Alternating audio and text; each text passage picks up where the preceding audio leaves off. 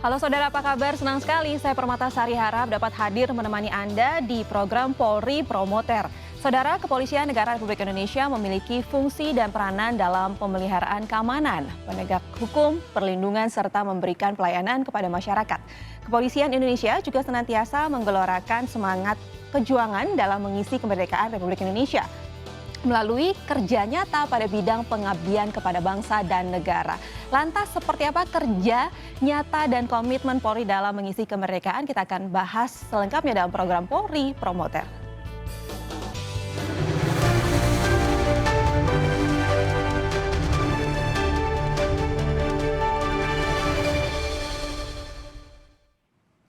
Yang sudah hadir di studio bersama saya ada Brigjen Polisi Dedi Prasetyo selaku Kepala Biro Penerangan Masyarakat Divisi Humas Polri. Halo Pak Dedi, apa kabar? Baik, alhamdulillah. Selamat datang di Kompas TV. Lalu juga sudah hadir di sini ada Ibu Pungki Indiarti selaku Komisioner Komisi Kepolisian Nasional. Selamat siang Ibu Pungki, apa kabar? Baik. Sehat ya Bu? Sehat. Lalu juga sudah hadir di sini ada Ibu Devi Rahmawati selaku pengamat sosial dan pakar komunikasi. Apa kabar Bu Devi? Baik Mbak. Cantik sekali hari ini.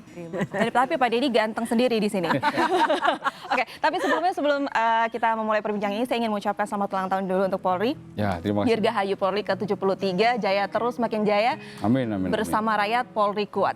Ya. Wah, oke. Nah, kalau kita lihat dari usia 73 tahun Polri, ini kan beda setahun ya dengan kemerdekaan Republik Indonesia. Ya. Yang baru saja juga berulang tahun ke-74. Kalau kita berbicara kemerdekaan Republik Indonesia, pasti saya yakin kita berempat di sini punya pandangan sendiri-sendiri memaknai kemerdekaan. Tapi saya boleh tahu nggak dari Pak Dedi sendiri dalam memaknai arti kemerdekaan Republik Indonesia seperti apa? Kemerdekaan menurut saya itu sebuah suatu kebebasan. Kebebasan yang terpenting, kebebasan berekspresi. Iya. Kemudian kebebasan dari rasa takut. Kemudian juga kebebasan tiap warga negara Indonesia itu boleh melaksanakan hak-haknya. Iya. Tentunya sesuai dengan koridor hukum yang berlaku gitu. Oke. Bu Pungki? Bebas merdeka dari penjajahan. Nah, itu. Termasuk penjajahan dalam bentuk apapun. Hanya pikiran merdeka, terus kemudian juga kita bebas untuk mengungkapkan apa yang Tidak dibawa tekanan ya? ingin kita lakukan. Oke, baik. Nah, ini kalau Bu Devi pastinya punya ini makna tersendiri karena kan sebagai pengamat politik juga. Ya, kemerdekaan tentu saja menyambung para beliau itu menjadi sebuah kunci dari kesempatan dan kemandirian. Itu menurut saya sebuah kata kunci untuk kita bisa memaknai lebih dalam dan melanjutkan perjuangan yang sudah dilakukan oleh para pendahulu bangsa. Oke, tapi kalau kita lihat kehidupan sosial bernegara saat ini di Indonesia, seperti apa sih Pak Dedi? Ya, alhamdulillah kalau misalnya kita melihat secara umum ya wilayah Indonesia dari tahun ke tahun semakin membaiklah. Buah kepemimpinan Bapak Presiden Jokowi dengan program-programnya yang sangat maju. Kemudian juga langsung diimplementasikan oleh Bapak Kapolri dengan programnya dalam rangka mewujudkan polisi-polisi yang profesional, modern dan terpercaya. Ya, Ini juga dalam promoter promoter dalam rangka juga perbaiki kinerja, budaya dan public trust melalui manajemen media. Oke. Harapan itu tentunya ya dengan ada jaminan keamanan maka pembangunan keberlangsungannya akan menjadi lebih baik. Dan cita-cita bangsa ini dalam rangka untuk terus meningkatkan kesejahteraan masyarakat, insya Allah akan segera terwujud begitu. Berarti jaminan keamanan itu memang juga harus digarisbawahi ya, kita terjamin keamanannya. Tapi saya juga ingin menanyakan nih Bu Devi, permasalahan apa saja sih yang sekarang sering timbul gitu ya di sekitar kita, sekeliling kita yang pastinya juga ini agak menggoyangkan NKRI? Dalam konteks bernegara yang paling menarik sekarang ada yang kalau dalam istilah saya namanya tsunami sosial. Tsunami sosial. Tengarai oleh kehadiran teknologi. Iya. Di ibaratnya sekarang ini masyarakat kita sudah berhasil mendapatkan mobilnya, sudah bebas untuk berkendara, tapi problemnya masyarakat kita berkendaranya itu sembarangan, kanan, kiri, nabrak dan sebagainya. Kenapa? Karena satu, tidak paham aturannya. Dua, belum ada yang mengajari. Ini yang menjadi problem. Sehingga kemudian kalau pernah nonton ada sebuah film yang menarik sekali, The Great Hacking misalnya, itu menunjukkan bahwa negara itu bisa lumpuh hanya karena informasi. Benar. Ketika misalnya dua kubu saling berpolarisasi, masing-masing kubu saja terus-menerus diberikan informasi yang membuat mereka merasa bahwa dirinya paling benar, pada akhirnya tanpa perlu ada perang, negara akan lumpuh karena mereka sendiri akan saling menyakiti satu sama lain. Ini yang tentu saja berbahaya dan menjadi virus global, bukan hanya virus lokal. Nah, jadi kan kita juga karena untuk mentamengi itu, membantengi itu kan kita juga perlu peran dari Polri ya, dan fungsinya seperti apa untuk menjaga keutuhan itu sendiri? Ya, tentunya seperti yang disampaikan oleh Mbak Devi ya. Ketika kita bicara tentang tsunami informasi ataupun ini merupakan suatu tantangan bangsa ini. ya terkait menyangkut masalah kondisi lingkungan strategis, ancaman global itu adalah teknologi informasi. Di industri 4.0 itu memang saat ini cukup banyak informasi-informasi hoax.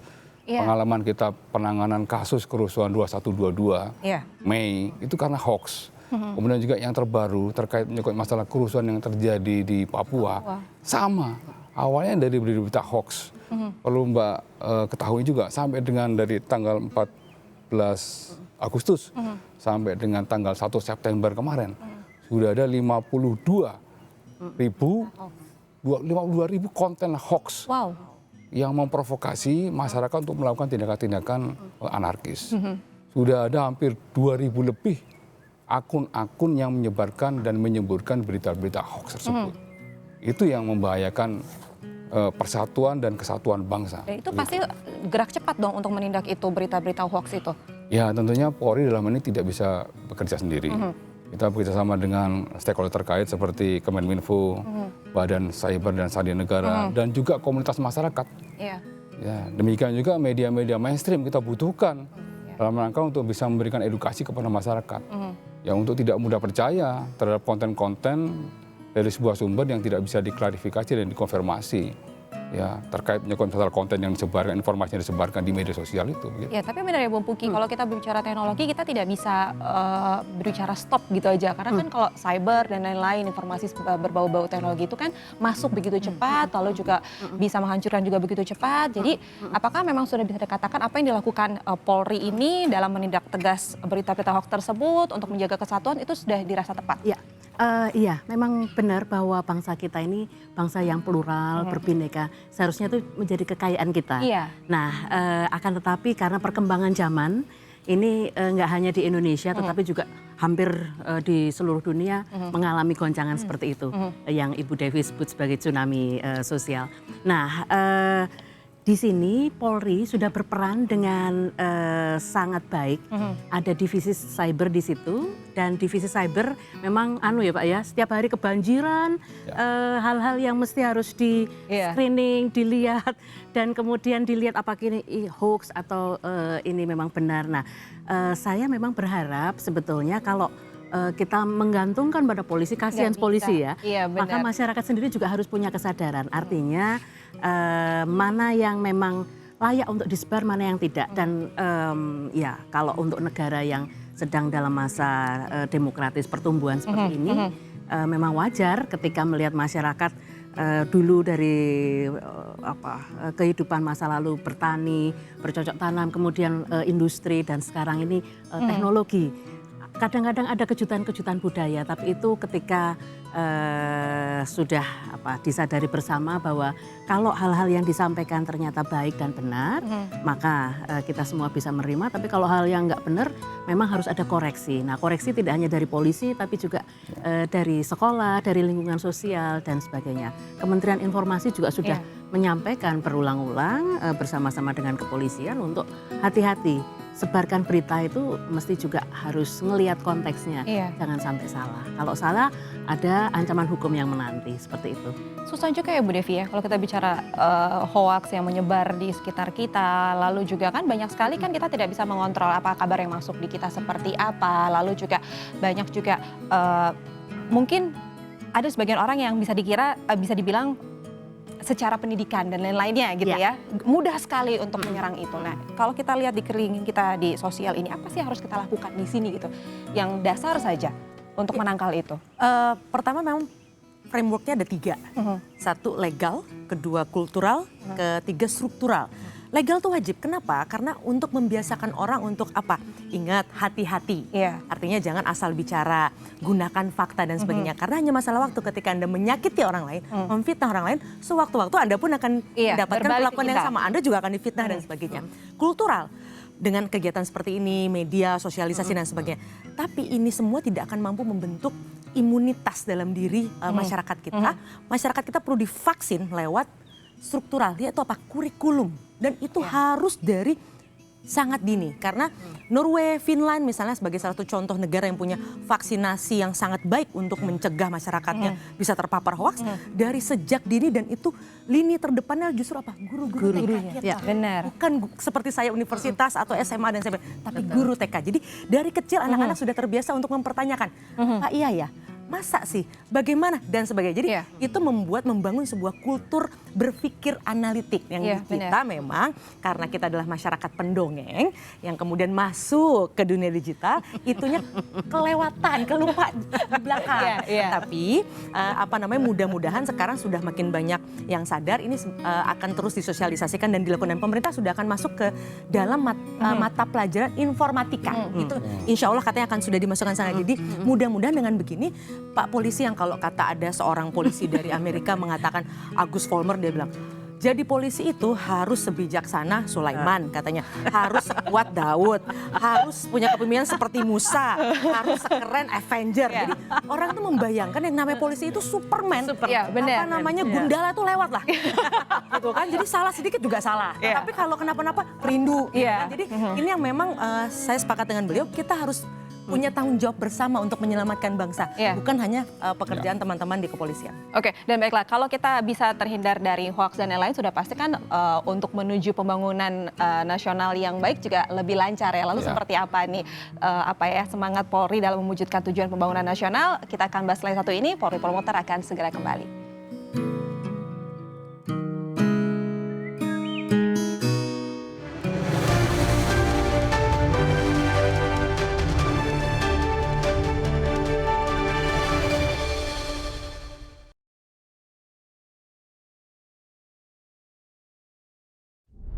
Police Movie Festival is back. Dengan tema Together We Are Strong. Submit karyamu sekarang sebelum 1 Oktober 2019.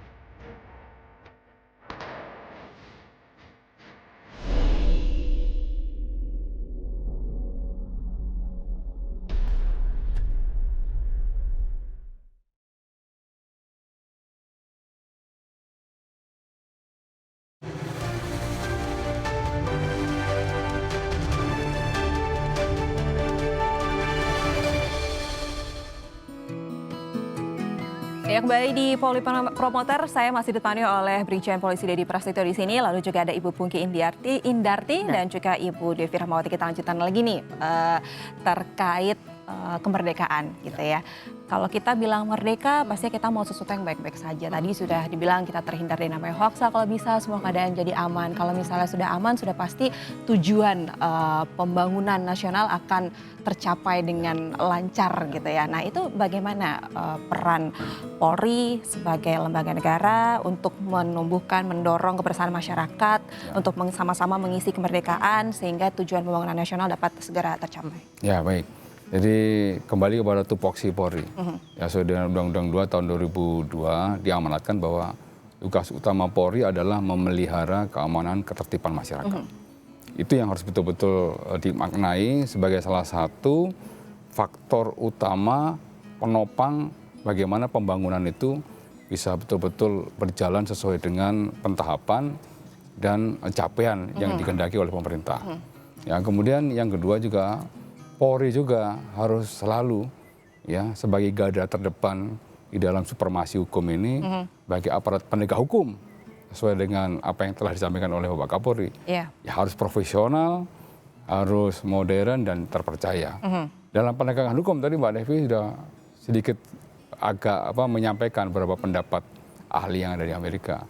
Polri harus Superman. Tapi saya mengutip beberapa pendapat dari pakar orang Indonesia, Prof. Sacip Toharjo, bahwa di dalam menegakkan hukum, Polri harus memenuhi 3 unsur. O2H. O yang pertama itu dalam penegakan hukum Polri harus menggunakan otak. Ya, kemudian dalam penegakan hukum Polri harus menggunakan otot. Ya, karena yang dihadapi Polri itu bukan hanya kejahatan-kejahatan sifatnya yang lunak, tapi kejahatan-kejahatan konvensional, kejahatan transnasional itu memerlukan suatu otot, artinya kekuatan Polri dalam memitigasi kasus-kasus tersebut. Kemudian yang tidak kalah pentingnya menurut Profesor Sacipta Harjo, Polri dalam melakukan penegakan hukumnya harus menggunakan hati nurani. Ya, karena dalam penegakan hukum tidak hanya kita terpenuhinya unsur kepastian hukum, kemudian asas keadilan, yang terpenting juga adalah manfaat hukum. Agar penegakan hukum yang dilakukan oleh kepolisian memiliki impact yang kondusif.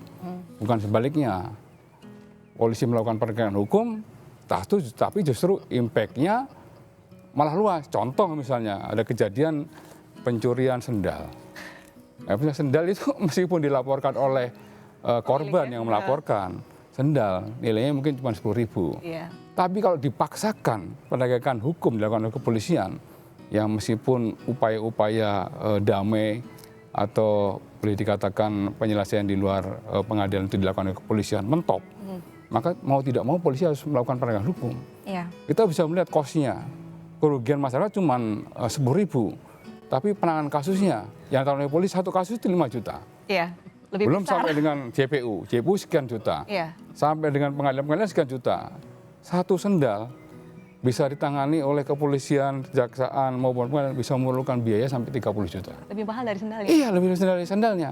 Itu harus dipahami oleh masyarakat juga. Oleh karena polisi dalam penegakan hukum harus betul-betul melibatkan hati nurani.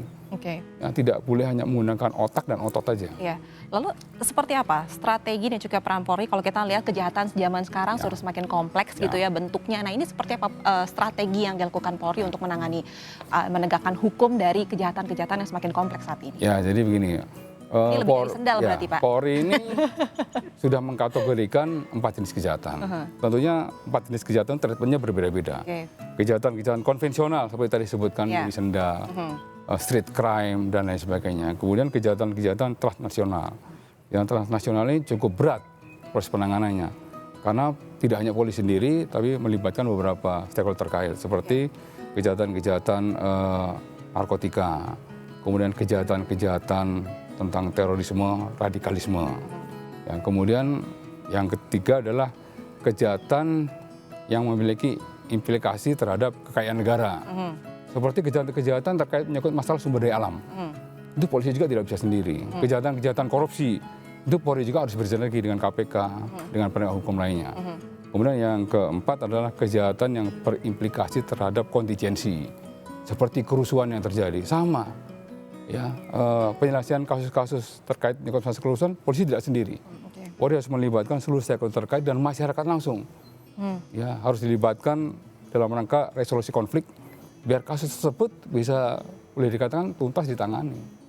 Ya, artinya bahwa di dalam memang harus ada pendampingan masyarakat juga seperti apa? Dalam setiap hal kita selalu mengajak masyarakat bahu-membahu dalam rangka untuk menciptakan situasi yang kondusif dalam setiap setiap tahun, setiap saat begitu. Oke, baiklah. Kalau menurut Bu Pungki sendiri, strategi yang dilakukan Polri selama ini dalam menegakkan hukum, apakah sudah dirasa tepat atau belum? Kalau untuk penegakan hukum, kita melihat negara kita negara hukum ya. Jadi sejak awal dibentuknya negara ini, pemerintah sudah declare seperti itu. Nah, oleh karena itu masyarakat juga harus taat pada hukum.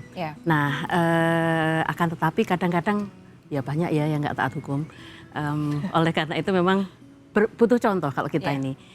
Kita kan sebagai negara yang besar, ada tokoh-tokoh. Nah ini biasanya sebagai panutan masyarakat. Nah jadi contoh-contoh tadi harus diberikan dengan sangat baik oleh tokoh-tokoh masyarakat. Kalau dalam keluarga juga misalnya orang tua itu harus memberikan contoh atau teladan yang baik. Di sekolah juga guru-guru memberikan teladan yang baik. Nah oleh karena itu dengan adanya ajaran yang baik sejak kecil, maka orang ketika dewasa akan menjadi orang yang baik pula dan menjadi orang yang taat hukum. Nah, harapannya kan seperti itu. Tetapi kalau kita melihat dalam kondisi kehidupan sehari-hari, ya memang kita tidak bisa berharap itu akan terjadi di semua tempat. Nah, kehadiran polisi ini sangat penting ketika mengisi kemerdekaan itu. Polisi menjadi aparat yang bertugas untuk mengawal keamanan negara. Nah, oleh karena itu kalau ada apa-apa memang polisi yang larinya langsung ke polisi lagi. Apa namanya istilahnya menjadi ketiban sampur ya orang Jawa. Nah, tetapi diharapkan polisi profesional sehingga ketika kemudian menangani masalah-masalah seperti itu, masalah bisa selesai dengan baik, selesai dengan cepat dan tidak bergulir menjadi masalah yang lebih besar. Kalau kami dari Kompolnas melihat dalam beberapa tahun terakhir ini, jadi dari kemerdekaan sampai sekarang ini, polisi sudah berjuang dengan sangat baik. Katakan misalnya dari kemerdekaan dulu ya. Polisi itu yang jangan salah, polisi meskipun usianya 73 tahun, tapi sebetulnya setelah kemerdekaan pada tanggal 21 Agustus, polisi sudah declare. Jadi di masing-masing daerah, polisi declare sebagai polisi Republik Indonesia. Nah, dari situ polisi mulai bertugas untuk menjaga keamanan negara. Nah, dari situ sampai sekarang ini polisi sudah melaksanakan tugasnya dengan baik. Ada misalnya 1, 2, 3 kesalahan, kekeliruan itu harus menjadi koreksi bersama. Oke, kalau kita bicara kesadaran masyarakat akan hukum di Indonesia saat ini sebagai Mbak Devi, Ibu Devi selaku pengamat sosial, seperti apa sih? Apakah memang masyarakat kita ini belum sadar akan hukum atau seperti gimana? Kesadaran itu bukan DNA, Mbak. Jadi itu bukan anugerah. Kesadaran itu harus dibangun. Dipupuk. Oke. Jadi ilustrasi waktu saya nyantri di Inggris misalnya, saya baru tahu bahwa kenapa Inggris misalnya menjadi negara dengan tingkat ketaatan antri yang nomor 1 di dunia sampai hari ini. Nggak ada yang bisa ngalahin. Sederhana, tahun 26 ada aturan ngantri, ada undang-undangnya. Orang yang nggak ngantri dihukum. Dan undang-undang itu baru dicabut tahun 50. Kenapa? Karena itu sudah menjadi karakter. Karakter itu apa? Anda melakukan sesuatu bahkan ketika orang lain tidak ada. Nah, itu sudah menjadi kata tahun 96 dicabut, butuh 50 tahun baru sampai sekarang nggak perlu ada aturan, semua orang sudah bisa antri dengan sangat baik. Sudah terpupuk ya. Nah, sudah terpupuk. Disinilah peran teman-teman kepolisian untuk selalu ngingetin, sini, jangan lewat, ini loh aturan, kejeblos. Walaupun mungkin caranya memang ada yang harus menggunakan karena setiap orang kan berbeda-beda. Ada yang kalau tidak diingatkan dengan mohon maaf, terpaksa misalnya menggunakan pendekatan legal formal gitu, tilang, lalu penjara dan sebagainya, belum tentu sadar gitu. Karena kan kadar orang-orang itu kan dosisnya beda-beda gitu kan. Nah, oleh karenanya memang tadi kurikulum tentang hukum itu juga dibarengi dengan kurikulum digital informasi itu juga harus dari awal. Nah, problemnya negara ini asik masuk dengan pendekatan materialistik. Orang harus sekarang les di pohon-pohon calistung gitu, baca tulis hitung. Padahal di luar negeri kenapa polisinya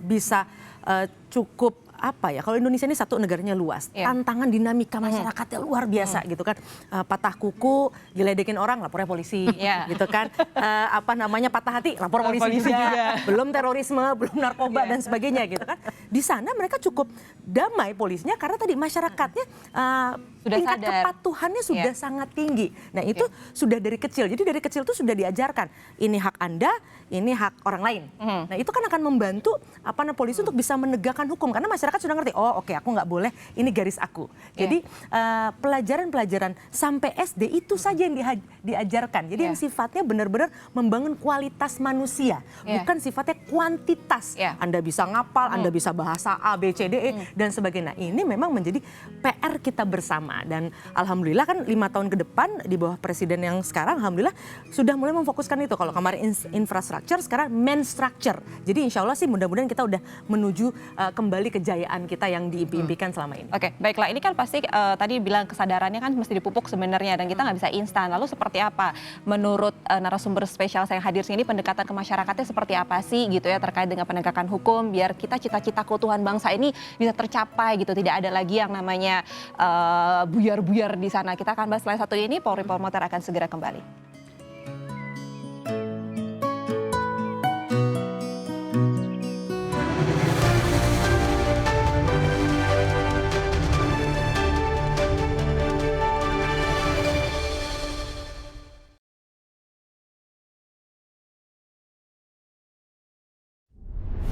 Best Movie Festival is back. Dengan tema Together We Are Strong. Submit karyamu sekarang sebelum 1 Oktober 2019.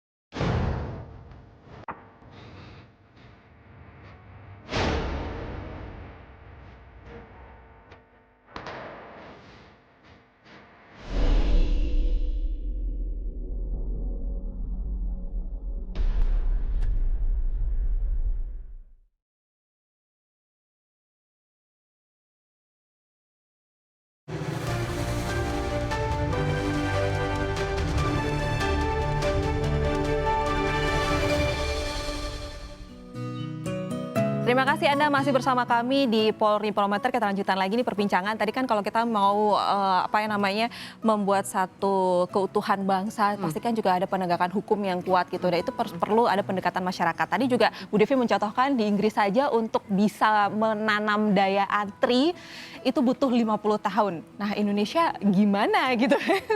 Nah, kalau menurut Pak Deddy sendiri, pendekatan yang tepat terhadap masyarakat itu seperti apa sih terkait penegakan hukum aja di Indonesia ini? Memang penegakan hukum yang dilakukan oleh kepolisian itu merupakan ultimum per medium.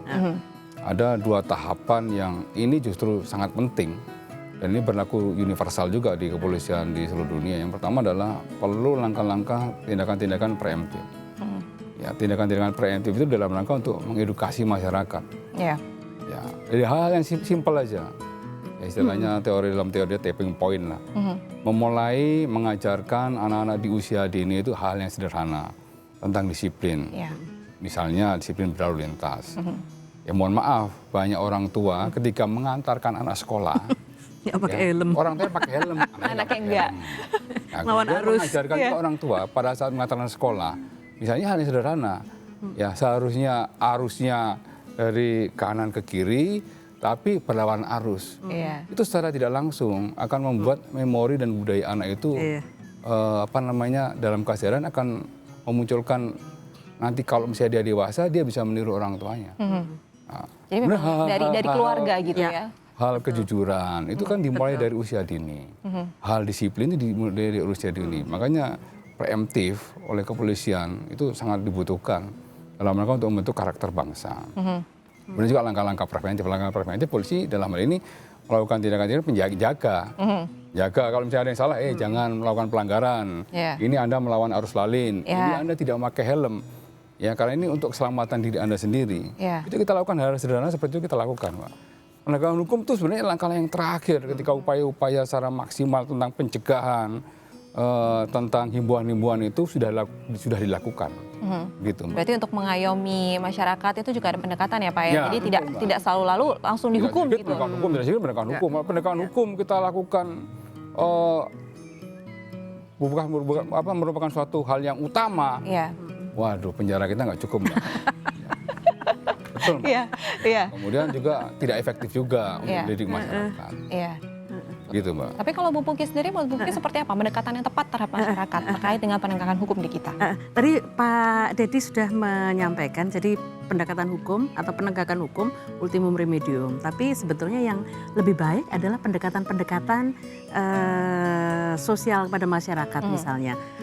Kalau polisi sekarang menggunakan Babin Kamtibmas untuk turun, memperkenalkan, oh ini aturan-aturannya boleh begini, nggak boleh begitu, model-model seperti itu. Tetapi yang paling penting sebetulnya memang aturan di keluarga. Jadi ketika seorang anak itu masih kecil sampai dia dewasa, orang tua mengajari dengan baik. Di sekolah juga sama, artinya nggak boleh nyontek, itu kan jujur. Contoh kecil aja, sekolah nggak boleh nyontek, ketika kemudian dia berkarir itu juga dia akan mencoba untuk bersih. Benar. Mencoba untuk tidak melanggar hukum. Hal-hal seperti itu memang perlu ditanamkan sejak kecil. Kalau kita bergantung pada polisi tadi misalnya dikit-dikit polisi kan kasihan kalau polisi dikit-dikit udah terlalu penuh, udah pusing gitu ya. Kesejahteraannya kecil. Dimintanya macam-macam gitu, ini kan kasihan sekali. Nah, tapi sebetulnya tanggung jawab memang ada pada orang tua, ada pada guru. Saya rasa itu yang penting untuk kita kemudian kelak menjadi negara yang sadar hukum. Seperti itu. Kalau polisi sendiri kita harapkan juga dalam hal penegakan hukum itu melaksanakan dengan sungguh-sungguh. Sudah nggak zamannya lagi misalnya kalau zaman dulu, wah ini ada suap, ada ini, sekarang udah nggak zamannya lagi. Dengan promoter, polisi yang promoter, profesional, modern, terpercaya, memang benar-benar semua bisa diakses oleh masyarakat, transparan, dan masyarakat juga nggak bisa komplain kalau seperti itu ketika melihat memang benar ada transparansi. Tapi kalau untuk Ibu Devi, apakah setuju semuanya itu memang harus dari basic keluarga dulu untuk membangun pendekatan masyarakat demi keutuhan cita-cita bangsa ini sendiri? Oh iya, tentu saja saya sepakat dengan para beliau bahwa memang guru pertama adalah keluarga. Gitu kan, kalaupun orang ada yang tidak punya kesempatan untuk sekolah sekalipun, tetap guru pertama adalah keluarga. Bagaimana nilai-nilai dasar. Jadi tolong dibedakan antara spiritualitas dengan kesadaran. Karena kan orang kemudian bertanya, kenapa negara dengan populasi beragamanya paling tinggi tapi tetap korupsi tinggi misalnya gitu kan. Itu bukan salah polisinya gitu. Polisinya kurang mampu menegakkan hukum. Loh, bagi polisi akan jauh lebih bahagia kalau tidak perlu menangkap gitu kan. Artinya semua aman kan begitu. Nah, jadi artinya memang kalau ada orang di masa lalu mengatakan perlu potong generasi, ya sulit juga. Nah, tapi memang di masa sekarang kalau kemudian kita lihat bagaimana polisi begitu tegas menegakkan aturannya, menurut saya memang ini awalnya harus dimulai dengan itu dahulu. Karena memang kalau generasi yang muda, kita kan mengharapkan mereka muncul dengan kesadaran baru. Problemnya tadi, orang tua yang harusnya punya tanggung jawab ini tidak melakukannya. Bahkan saya menemukan misalnya sekolah demi mendapatkan piala misalnya. Itu bisa mengajari anak-anaknya untuk berbohong. Misalnya berbohong tentang umur. Misalnya ini pertandingannya harusnya usianya 12, tapi anak itu sudah 14 misalnya. Udah kamu bilang aja kamu 12. Itu terjadi, bayangkan. Tidak heran kalau kemudian teman-teman kepolisian itu sangat kepayahan. Karena nilai-nilai kejujuran dan sebagainya tidak akan terkejar. Karena jumlah personil juga tidak mencukupi. Apalagi mohon maaf, generasi sekarang lebih milih jadi YouTuber daripada polisi. Benar. Namanya ada di lapangan, aduh Pak Nas dan sebagainya. Begitu gitu kan. Di Amerika juga bergeser, orang dulu melihat astronot itu menjadi keren. Sekarang jauh sekali orang yang pengen jadi astronot. Semuanya yang menjadi YouTuber. Jadi memang ini bahaya. Bisa dikatakan ini ada perubahan sosial ya. Ya di era sekarang memang berubah dari dulu. Mungkin kalau cita-cita mau jadi apa? Dokter, polisi. Sekarang sudah berubah jadi YouTuber. Nah, bahaya gitu. Padahal kejahatan makin banyak gitu kan. Karena gini, kalau tadi beliau ada membuat terminologi ada 4 kejahatan, secara umum sebenarnya saya melihat kejahatannya sekarang pindah semua. Apa mohon maaf, narkoba udah pindah ke sana. Penculikan orang pindah ke situ. Mohon maaf, prostitusi juga pindah ke sana. Jadi nyaris semua kejahatan pindah. Nah, ini gimana nih Polri, kesigapan Polri sendiri menangani perubahan sosial seperti ini? Tadi kan mungkin dulu masih aman-aman aja, anak-anak kecil ditanya mau jadi apa, presiden, polisi. Sekarang ditanya ada mau jadi apa, YouTuber gitu. Hai guys gitu kan. Bagus sebenarnya. Tapi bagaimana kan bahaya. Bagaimana kesigapan Polri dalam menangani ini, perubahan sosial yang terjadi sekarang ini gitu, kita kemajuan teknologi dalam berkomunikasi dan lain-lainnya. Ya oke ya, ini ya kecerdasan Bapak Kapolri melihat loncatan-loncatan yang terjadi di masyarakat itu sangat cepat, khususnya di era industri 4.0. Makanya kebijakan Pak Kapolri itu selain profesional, profesional ini kaitan dengan kinerjanya, kemudian modern dan terpercaya. Kalau terpercaya itu kaitan dengan budayanya, tapi modern ini kaitan dengan perubahan teknologi. Makanya untuk menjawab tantangan itu, Pak Kapolri langsung membentuk, tadi sudah disinggung oleh Bu Pungki, 3 subsatker lagi dalam rangka untuk mengantisipasi kejahatan cyber. Antara lain juga bukan kejahatan, juga dinamika yang terjadi di media sosial. Pak Kapolri langsung membentuk satu di Divisi Humas kami ada satu biro multimedia.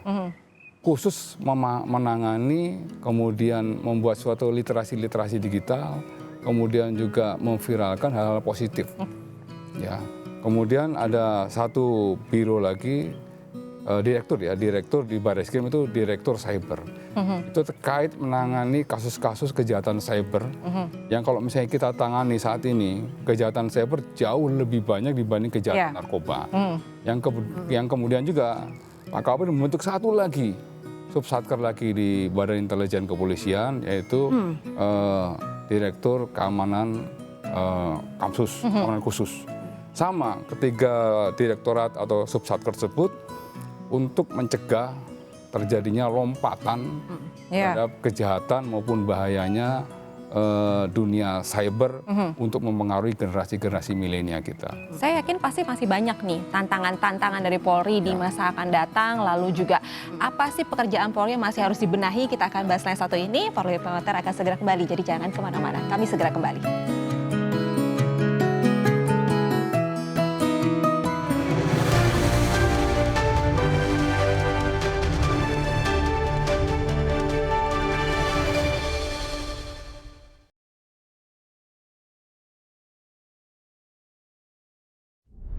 Police Movie Festival is back. Dengan tema Together We Are Strong. Submit karyamu sekarang sebelum 1 Oktober 2019.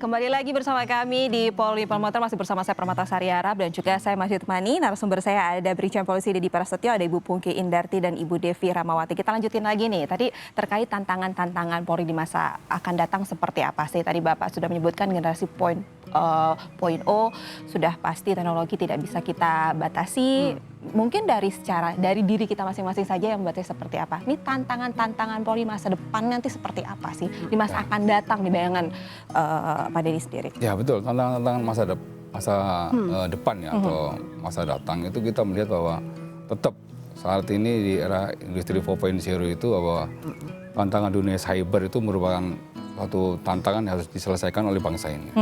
Ya. Karena bukan hanya kejahatan-kejahatan aja, tapi di dunia cyber itu bisa mempengaruhi culture generasi-generasi muda kita. Tadi contohnya Mbak Devi menyebutkan, dulu anak-anak muda kita kepengen menjadi astronot, cita-citanya tertinggi. Kepengen menjadi polisi, kepengen menjadi tentara. Dokter gitu ya. Ya, insinyur. Sekarang anak-anak muda sekarang lebih banyak sebagai YouTuber. Dan contohnya juga, media-media mainstream sedikit banyak sudah mulai agak dikurangi sama anak milenial. Dia lebih banyak nonton YouTube ya dibanding media-media konvensional lainnya. Kemudian juga di dunia cyber itu yang jelas the world is flat. Artinya bahwa dunia juga itu rata, dunia juga itu tanpa batas. Kejadian apapun yang terjadi di Indonesia itu bisa langsung sekian second tuh diakses oleh dunia internasional. Demikian juga kejadian apapun di dunia internasional itu bisa diakses oleh anak-anak muda kita dan bisa memiliki impact juga, mempengaruhi cara berpikir mereka, budaya mereka, juga bisa juga mempengaruhi perilaku mereka.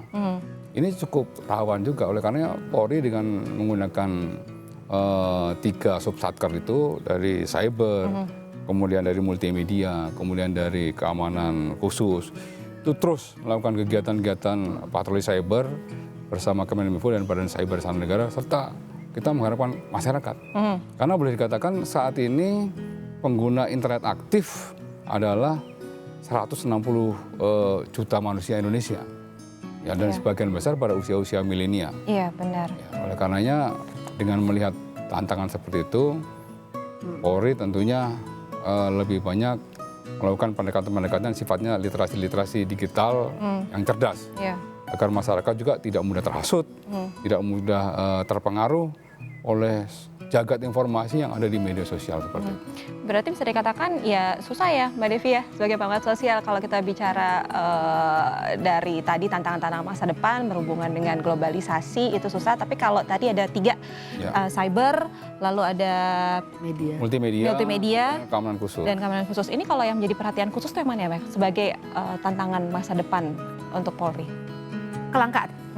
Kelangkaan apa? Kelangkaan pangan, kelangkaan energi. Itu nanti akan menjadi masalah bagi seluruh penduduk global. Kenapa? Manusia semakin banyak, semua butuh makan dong.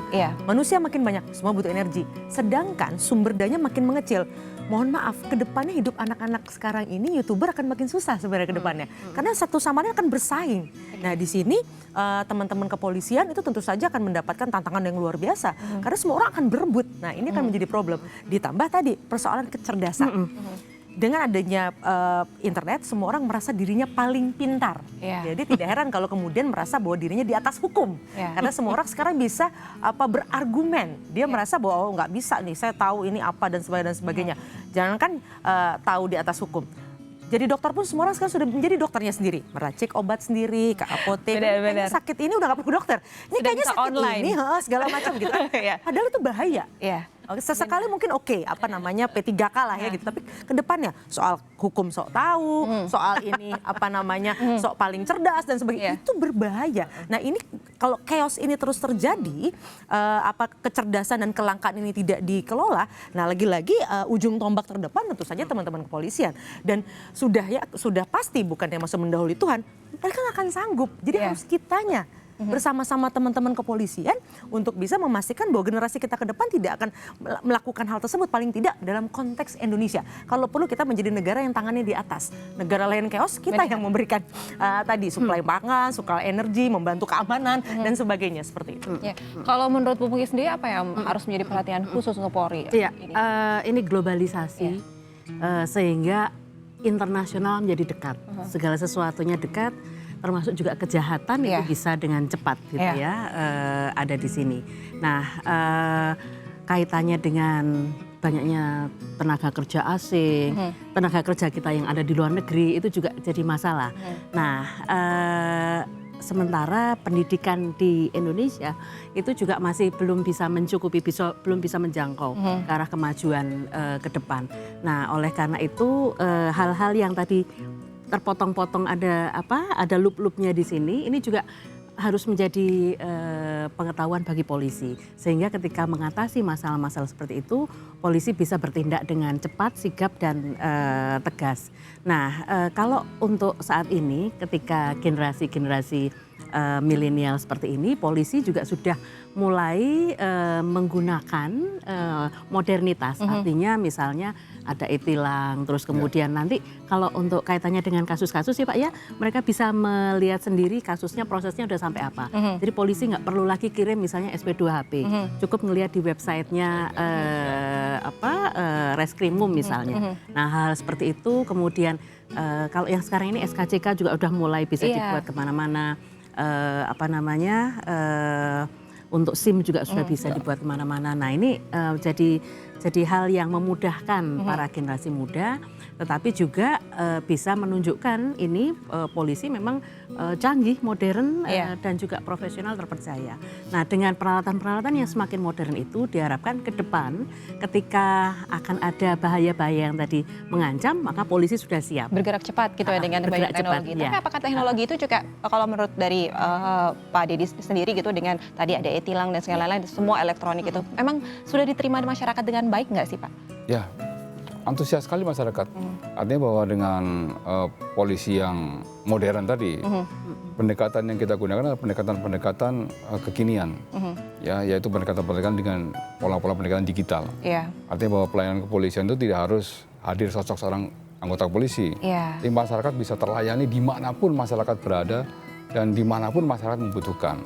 Yang mulai pelayanan-pelayanan terkait menyangkut masalah pelayanan kelalu lintasan, SIM, kemudian perpanjangan STNK, BPKB, semuanya bisa masyarakat di mana aja. Kemudian pelayanan terkait menyangkut masalah SKCK, surat kehilangan, dan lain sebagainya semua ada.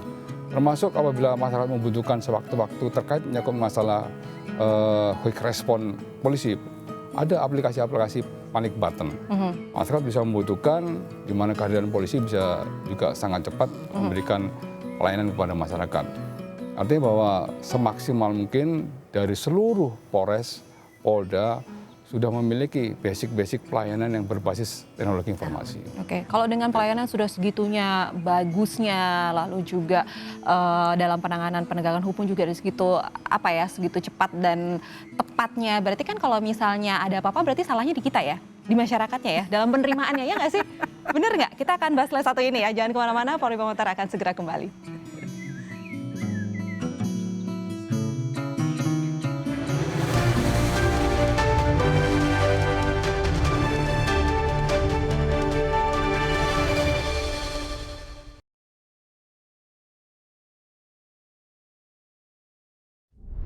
Police Movie Festival is back. Dengan tema Together We Are Strong. Submit karyamu sekarang sebelum 1 Oktober 2019.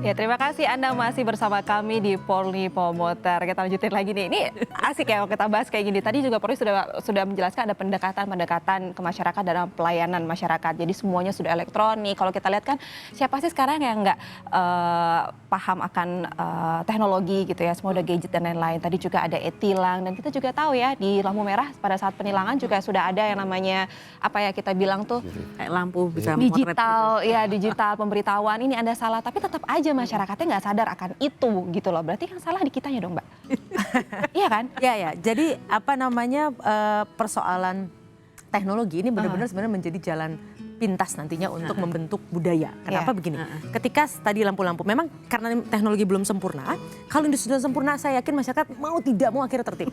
Karena begitu cekrek gitu, ininya terfoto, lalu otomatis misalnya lampu itu kita sudah punya single data, sudah ketahuan ini namanya Devi gitu kan, rekeningnya BNI, gajian tiap tanggal 25 kepotong. Saya yakin orang akan tertib. Kalau sekarang persoalannya di penegakannya, bukan hukumnya, bukan polisinya. Karena polisi sudah nangkep nih. Tapi ingat, pilar hukum bukan hanya polisi. Kita misalnya tahu orang ini sudah sangat kejam, tahu-tahu di pengadilan bebas. Bagaimana rasa kepercayaan pada masyarakat pada hukum itu satu jadi dua. Satu tidak percaya, dua ya udahlah ben aja. Nanti kita juga bisa melanggar. Tuh lihat dong, yang korupsi sekian triliun, kok dia bisa bebas? Kenapa saya yang cuma melanggar jalan saya dihukum? Masyarakat bisa mengatakan itu. Jadi problemnya adalah di penegakan dan itu juga bukan salah di polisian. Polisian tugasnya nggak sampai di pengadilan, sampai memutuskan orang di penjara atau tidak. Ini jadi problem. Jadi tantangannya adalah mari berikutnya media juga minta pertanggungjawaban teman-teman penegak hukum lainnya. Bagaimana dengan pengadilan? Bagaimana dengan yang ada di penjara dan sebagainya? Bayangkan sudah di dalam penjara masih ada narkoba. Apa salah polisi? Kan tidak gitu loh. Memang polisi harus ada bantuan yang lain-lain ya. Wah ini sulit ya Bu. Memang segala sesuatu nggak bisa instan ya. Semua juga harus proses gitu ya Bu Pungki ya kalau kayak gini. Nah tapi kalau kita kembali lagi dari peran Polri sendiri dalam mengisi kemerdekaan gitu. Ini seperti apa untuk mengukuhkan peran Polri dalam mengisi kemerdekaan Indonesia saat ini? Ya, Polri pada prinsipnya kembali lagi tadi sebutkan tugas pokok kita. Artinya bahwa betul-betul Polri ini secara profesional, modern, terpercaya, menjamin suatu keteraturan sosial sampai kapanpun. Karena jaminan keamanan dari Polri, sekali lagi saya sampaikan, ini merupakan salah satu pilar utama pembangunan itu berlangsung secara baik. Tanpa jaminan keamanan, ya kita bisa melihatlah kejadian di Syria, kejadian di Afghanistan, kejadian di Irak, sampai dengan detik ini mereka tidak akan bisa membangun negaranya secara baik. Karena apa? Salah satu pilar yang utama keamanan tidak bisa terwujud. Nah, Polri ya tentunya tidak sendiri, kita bekerjasama dengan seluruh stakeholder terkait. Ya, dalam rangka untuk mewujudkan keamanan itu harus sama-sama saling bahu-membahu. Dari mulai levelnya terendah sampai level tertinggi. Ya, dari usia dini sampai usia yang sudah tua. Itu harus sama-sama kita bangun semuanya. Aspek keamanan itu, karena aspek keamanan merupakan salah satu modal dasar. Sama ketika kita bicara tentang ketahanan nasional, ya dulu itu kita melihat ketahanan nasional itu dilihat dari spektrum ideologi, politik, sosial, ekonomi, dan keamanan. Berkembang lagi sekarang, bukan hanya itu aja. Ya, kaitan dengan teknologi informasi itu salah satu permasalahan kita bersama juga yang kita hadapi. Itu tidak bisa kita hindari. Itu merupakan suatu fenomena global yang hampir dihadapi oleh setiap negara. Oke. Kalau pandangan Ibu Devi dan Ibu Pungki siapa dulu nih? Saya terserah gitu ya. Oke, Bu Pungki mengenai komitmen Polri dalam mengisi kemerdekaan itu seperti apa? Kami melihat Polri ke depan ini nanti akan semakin baik dan harus didukung oleh masyarakat. Jadi masyarakat juga harus taat hukum, tapi di sisi lain Polri juga lebih dekat kepada masyarakat, misalnya ya dengan Babin Kamtibmas tadi, kemudian dengan Sabara yang berpatroli, dengan kelompok-kelompok cyber misalnya. Jadi kalau ada kejahatan-kejahatan cyber terus langsung cepat ditindak oleh polisi. Nah, dengan seperti itu kan ada sinergi antara polisi dengan masyarakat. Dengan sinergi seperti itu kita berharap ke depan akan saling menjaga, saling menguatkan. Kita sama-sama mengisi kemerdekaan negara dan kemudian juga Polri dapat melaksanakan tugasnya dengan baik untuk menjaga keamanan Indonesia.